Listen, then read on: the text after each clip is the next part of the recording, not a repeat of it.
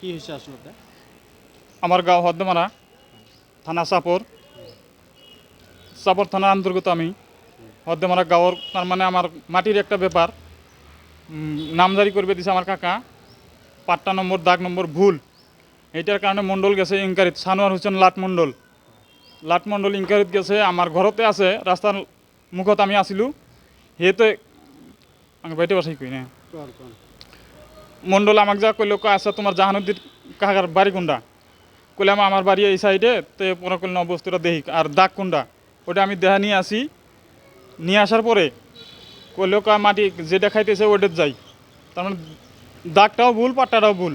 যেটা দিছে, যেটা খাইতেছে ওই নাম্বারটা আমি নিয়ে আসতেছি। রাস্তাতে এসে আমার বাড়ির সামনে এসে জহরুলে আমার মাথা পেটন মারছে। পেটন মারার পরে আমার বাবা আসিল পাশে, বাবা চিকুর মারছে। বড় ভাইটা আইসে, বড় ভাইটাক ওরা 4-5টা মানুষ আছিল, আমার জাহানুদ্দিন কাকা, আর ওরা আসছিল 3টা ভাই, জহরুল ইসলাম, নজমুল, সামিউল আর ওর বাবা। ওরা সবাই মিলে ধরিয়া আমার একটা পিসির বেটা ভাই ছিল মহর আলী, ওকেও পুরো মারছে, মারপিট করে ওরা আহত হয়ে গেছে। এখন বড় ভাইটা বাঁচে না নাই আমার। তো আপনাদের কাছে এটা আমি চূড়ান্ত বিচার চাই। আপনার আহত কেজন হয়েছে টোটাল? 2জন হয়েছে। কি নাম আসলে? মহর আলী। আপনার নাম? আমার নাম সালামউদ্দিন। কোনে কোনে মারিলা? মারিলে জহরুল, নজিমুল, সামিমুল, জাহান কাকা আর ওর বাবা আব্দুল মালিক। সকলো মানে সম্পূর্ণ কেইটাৰে ঘৰ কি হদ্দেমাৰত নেকি? একেলগতে ঘর আমার।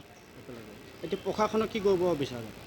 আমার যেটু চূড়ান্ত সিদ্ধান্ত, আমার যেটু বিচার লাগে, আমার চূড়ান্ত বিচারটু লাগে আমাক, যে আমি কি দোষ করলে আমার ঘৰত যাই সিহঁতে মারিলে।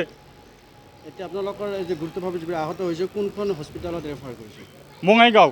বঙাইগাঁৱত ৰেফাৰ কৰিছে। অঁ।